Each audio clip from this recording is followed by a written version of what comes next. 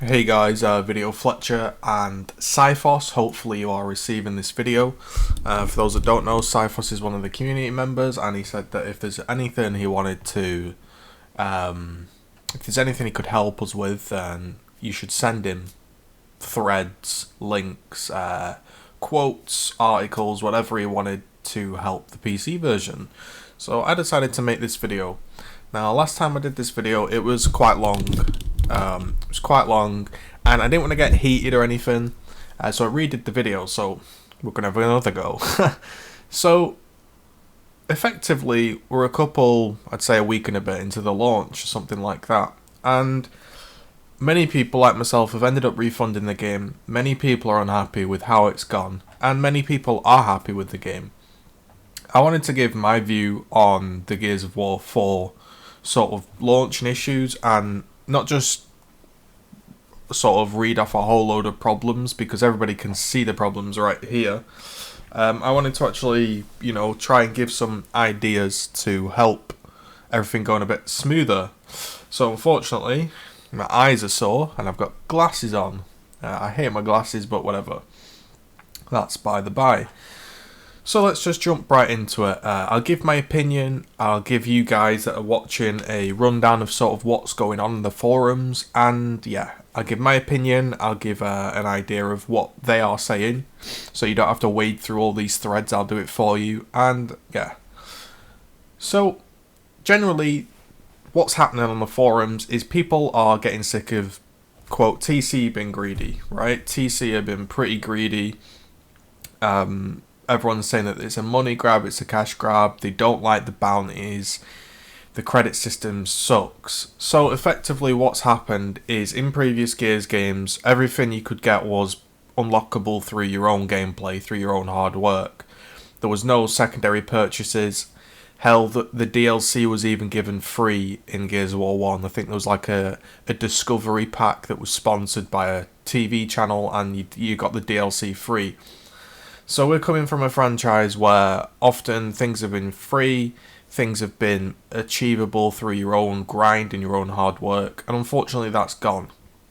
What's happened now is characters and stuff and skins aren't unlockable through your own hard work of doing the campaign, mini challenges such as win X amount of ranked games or win X amount of certain game modes. People are feeling a little bit let down by the fact that there's no real way to progress yourself without RNG based, money based systems. Now, the problem with this is it breeds consumers that aren't very happy. So for every guy that is like myself that would be happy if they announced, hey, these are the skins, you can get a green skin if you win 25 ranked Warzone games. And then you could think to yourself, you know what, I'll set a goal up, I'll set an achievement up, and by the end of the week I might be able to achieve that. And then at the end of the week you arrive and you gain your skin and you're feeling pretty good because you've set out and you've achieved what you wanted to achieve and you've got the reward. But that's not really possible anymore. It's locked behind money systems or RNG systems, and that just feels bad in general, but it feels worse on a game that you've already dropped $60 on. So people are getting frustrated that not only is it RNG, it's money, that you can't unlock things like you could in previous systems. It's not tied to a campaign system or a multiplayer system. And also it would have been a nice opportunity, I think, to solve some of the playlist issues. For myself, I believe that there are too many playlists in the game.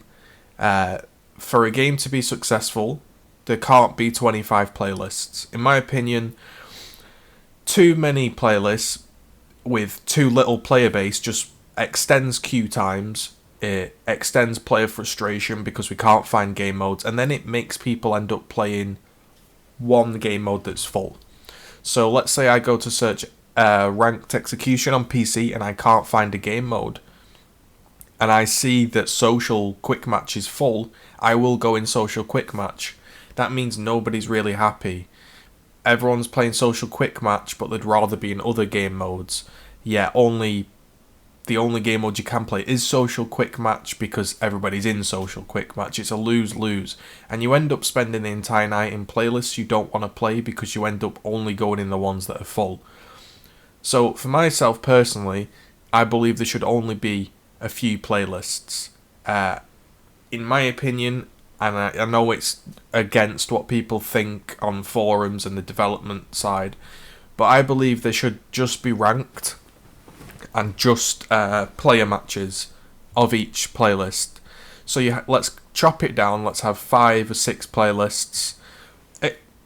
Ranked Execution, Guardian, Team Deathmatch, which I'm not a fan of really, but whatever. And then a couple of others. You could throw in a Wingman there or whatever. And then you just have player matches of that. I think there's just way too many playlists to sustain a population the size of Gears of War. And again, it creates that problem where you end up only playing the one that's popular and then all the other ones die off. I could go on for it a lot longer, but that's basically the gist of it. I could explain it a lot deeper, but I just think there's way too many playlists to support this player base. So then you bring on to the point that there are different balance options in the game. For me personally, I don't think it's a good idea from a sort of business standpoint and a player standpoint to have different balances. In theory, on paper, it sounds like consumers typically for Gears of War have always struggled with the balance. You've got the absolute hardcore elite players that want shotgun only pretty much and rifles to be support. And then you've got another side of the players that want rifles to be the mainstay, shotgun to be support. You want grenade tags, quote, tactical gameplay, and stuff like this. Now the issue comes when generally we're entering into a world where there's esports. We're entering into a world where people watch games commonly, people watch people play, and that is how it's like a learning tool. A lot of people watch streams to learn.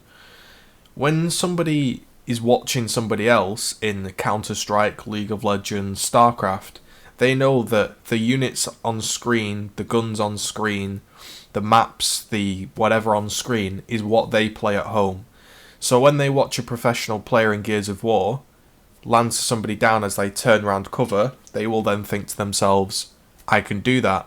However, that may be the guy was in social and his Lancer is a lot stronger, other guy's in competitive and it's a lot weaker and he had to team shot him down. It creates this I don't know how to explain it. It's like a disjointedness in the community where new players don't really understand balance anyway. In my opinion, a new player will play a game because he enjoys it and it's fun. I don't believe a new player would come onto a new game, let's say he's new to the Gears of War franchise. I don't believe he'd come to the game and play it and moan about the balance of the game instantly. I would say it would take him a few weeks, maybe even a couple of months to decide that something is too strong or too weak.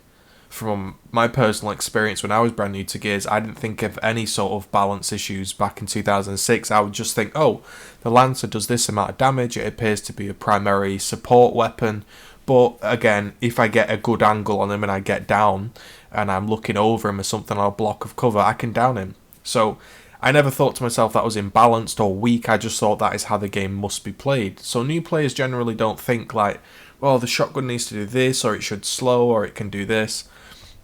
So it just creates this disjointedness in the community where, for a player like myself, if I want to play a game mode, particularly on PC, I'm having to play a game mode that I might not enjoy because it's got the balance I enjoy. So I might have to end up playing Ranked Warzone because it's got competitive balance, whereas what I actually might want to play is Social Execution because my friends are in there or whatever the situation may be, but I can't play it because it's got core balance and I don't like core balance. So then you just get this whole disjointedness even further of the community where some people want some balance, some people want the other. Playlists, game modes, they're all this different trade-offs, and in theory it sounded like a nice idea to have different balances for different people so everyone's happy, but it actually ends up pleasing no one in my opinion. And I just think we should just have one balance. Ranked and regular for players, and just one balance. If you had one balance, everybody would get used to it, regardless of whether they fully like it or not. It would stop the disjointedness, it would make balancing easier because everyone's got the same ideas and they're used to how the game plays. And again, the playlists would be lower, there won't be as many playlists. I just feel like, again, I know I keep ranting on about it, but I really do feel like one of the core issues with Gears of War is there is far too many playlists. We've then got, again, people saying that you don't earn enough credits, there are maybe not enough tasks to earn credits, which makes people feel like they have to pay. Someone has replied and said that they're going to implement daily or weekly bounties, so that looks like that's going to be improved, so I won't bang on about that too much, but obviously it would be nice to have a reasonable amount of credits earnable, so yeah, you don't have to spend a lot of time to pay to skip. So for those that don't know, we're entering into a world where we're past really, the buzzwords have gone free to play, pay to win, pay to play, etc, etc, and one of the keywords we're using these days is pay to skip. So pay to skip is a concept that everything in the game is technically unlockable, everything is technically purchasable and playable without money being spent, money put down on the table, but realistically you're not going to be able to do it. It's the equivalent of me making a game and saying everything is free, it's a free game, and then saying to unlock your first weapon you need to spend 1 million hours in Team Deathmatch. Now obviously I'm exaggerating, but what I'm saying is just because it is technically unlockable doesn't always mean it actually is through realistic gameplay. So I'd like to see credits boosted up and just reward players for doing different things. Again, set them tasks, win 2 ranked execution games, win ranked 2 Guardian games. It gets people in the different playlists. If you start hellbent on having all these playlists, at least promote people to go into different playlists. People are getting very angry as a long-term fan. People are feeling like they've been stabbed in the back and hurt. This has been going on for a long time in the franchise, and it's why I personally chose to leave the franchise a few years ago. I still keep up to date on it. I still try to make videos and help the community, but honestly, it feels like the game developers are listening to the wrong crowd. You've got somebody like myself that would play this game for 10 years, and it seems to be that they're catering to people that will maybe buy a few packs, maybe purchase the big expansion packs, the controllers, the DLCs, and then they'll up sticks and leave for the next shooter, Battlefield 1 or whatever's coming out. And then what happens is all the regular players are left with a game that they don't really enjoy, because all the fans it was designed for have up sticks and left for the next big thing. It's what I refer to as a whale hunting technique. And what makes, I think, the fans feel bad is the fact that it's not consumer friendly. And what I mean by the whale hunting is the microtransactions. It's kind of like, right, we have 100 people. 100 people can unlock everything through regular gameplay. That's great, the fans are happy, but we've earned no cash. Then we have the approach now where it's, well, let's make sure those 98 fans don't unlock anything. They don't have anything fun to do. But we do have 1 or 2 players that will purchase thousands of dollars in skins. So overall, we're at a profit. Instead of making them even a reasonable price, each skin is $1. Let's say $1 a skin. Personal preference, somebody might think the green one that costs $500 is really good, or someone might think the orange one that costs $1 is actually the best looking one. So if you just made them a lot more reasonable, I don't think people would be as frustrated. I think it rubbed people up the wrong way when there was a lot of this issues coming out, people trying to honestly help the game, and then they announced a $100 franchise pack to buy different skins. It kind of felt like a disjointedness between the player and the owners of the company, that we're trying to help the franchise and they're just trying to milk it. That's what it felt like. Maybe it wasn't meant to come across as that, but that's what it felt like. Then we've got people saying that There's many other problems like crossplay, which I'll get into in a second. But I think also one of the things that people really haven't mentioned is custom games and the ability to name a custom game and the ability to search manually.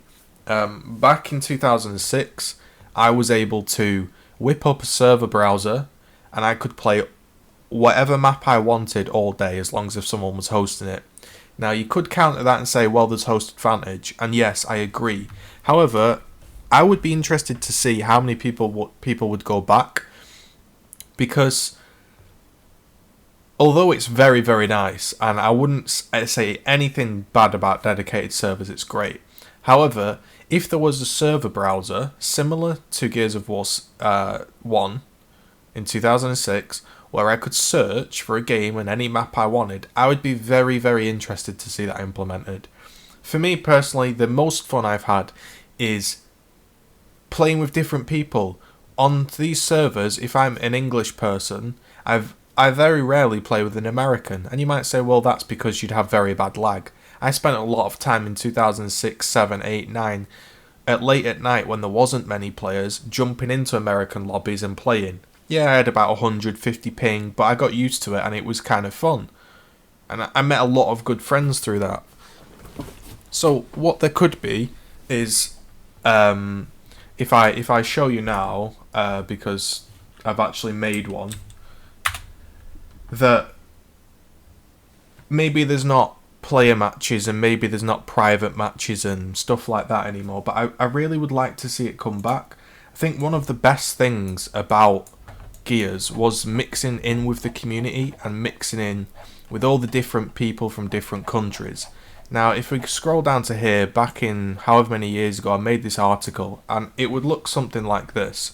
So for anybody out there watching, this would be an example. This was made by DarkApp89 on the forums. This was back in when Gears of War 2 launched. Now, what I would like to see is maybe player matches brought back, or private matches with a search option, because you can't actually play really private matches anymore. You can't search for private matches. So what would be brilliant is if I could host a game on whatever map I wanted. It would tell people my host location, the quality of my connection, how many people were in it, and my gamer tag. And people could join, because right now there's no real way to actually make friends on the game. There's no real way to make a community. And I think a big chunk of that has gone. That is what brought people together on the game. What made people happy playing the game is maybe I can play ranked on a dedicated server, but what would be absolutely amazing is if I could host a game and people could join me. Then I could play the maps I wanted all the time, because honestly, if I make a private match, there's no way for anybody to ever join my game, right? I have to invite them. There's no search options. So what would be fantastic as well, is we've talked about this before, is in League of Legends, when you create a custom game, people can join, right? So back in Brood War, in StarCraft and all these other game modes, you'd have all these custom maps. You could have beers in Gears, whatever you want to call it. MLG maps and swaps, the team size, allow spectators, the game type, and you could then name it. So when somebody logs into Gears of War, they could decide, you know what, I want to play Ranked Execution, or actually I just want to chill out, and I'm going to pick a server, and I'm going to pick a name that I like. So I'm going to pick Fuel Depot Snipers Only, or I'm going to pick King of the Hill Scrim Practice London, right? These are things that I think are very, very important to the franchise and are missing. Then we'll get on to crossplay as our final point, as I won't dwell on this too much and won't get too heated. There's a lot more I could say on these situations, but crossplay, to me, the issue with crossplay comes down to something very simple. We as PC players cannot find a game, right? We realistically and truthfully, I have refunded the game. I spent 2 days trying to find a ranked game. I never got to play a single placement game. So for me, that was the enjoyment of the game for me, playing ranked. or playing a custom game as just explained, and I couldn't do that. So I was left with no choice really. I didn't even get to complete the campaign, which I'd have loved to do. I didn't even get to launch the campaign because I just couldn't find any games. So for the PC version to live and to have a viable player base and lifespan, we have to be in with the Xbox population or it just won't work. Now I could go into this and say that Microsoft are worried that if it becomes a really good PC game, that people will think, actually I don't need to buy an Xbox. And that's the reason why we're not implementing it, because if it's too good, people won't buy a console and they might buy a PlayStation 4 and a PC instead of an Xbox and a PC. I'll take my tinfoil hat off, although is that I do believe to be the case. I think answers like this, Cyphos, although they might be true, are a little bit disingenuous, to be honest. I think you don't find a match because people are quitting, blah, blah, blah. And also, we've had the answers that the reason people aren't playing on PC is because they're all playing the campaign, when typically Gears fans play a couple of multiplayer games anyway, all the time, even when the game's brand new out. I don't think the reason I can't play a game is because everyone's sat in the campaign, or I don't believe that at all for 1 second. It might be true, I might vastly underestimate, but I really do feel like people would be playing the multiplayer modes anyway. People are frustrated because at launch, when you sign in, it told you that you could play every co-op game, campaign versus and horde multiplayer, and then it wasn't actually the case. A simple solution for me is the 70 pages of threads is basically going like this. We want crossplay, we want crossplay, we want crossplay. Then there are people saying, well, there might be cheaters and hackers, and I don't want to play with a PC person. And then there are the Xbox people saying, yeah, join in, that's fine. So it seems like you're going to make somebody unhappy either way. So the best way to solve this would have an opt-in system. Each time you load the game up, it pops up and it says, would you like PC players to be brought into your searching? Expanding player pool, like here it could say, then the PC people can be searched. And that's it. Each time you sign in, you can be prompted, because I think if you don't prompt them, people won't choose the option. If you were to implement it into the game with a patch, people probably won't click it. So you have to prompt the players importantly. Then people that want to play with PC people can play, and people for some reason that think there's hackers or too much advantage don't have to play. What I wouldn't like to see is some half-hashed, half-baked type of crossplay where it pins me to a controller and it locks me to 80 FOV and 60 FPS, because honestly at that point there's no point me playing the PC version. If I want to play the PC version, I want to play the port. The port's a great port. It runs well, it has good FPS, it's got good graphics, and I'm on a 144Hz monitor and I'd like to play at that, you know? I don't think it's the type of game where a mouse and keyboard honestly makes that much difference. This isn't Counter-Strike or StarCraft where it's mouse only. It's all about movement and gameplay and knowledge, and it's not like there are a million PC people coming over with 10 years of experience on the back. We're not great at PC because we've never played it on PC. It's hard to play with a mouse and keyboard, and I think it'd be fine just to drop us in there, again with an opt-in system. So I don't think I've covered everything that I wanted to, and I've tried to keep it short, to be honest. My last videos have been hours long, and I know nobody's got the time to listen to that, so I thought I'd try to keep it precise and just get a general gist out there of what I think. Again, so the key main issues are separate balance is a pain, too many playlists, no crossplay, and generally not enough ability to unlock game rewards for yourself. So yeah, also as well, one final thing that I forgot, for the Horde players out there, I know a lot of people get sick of quitters, people quitting ranked, people quitting Horde, and people not knowing what they're doing.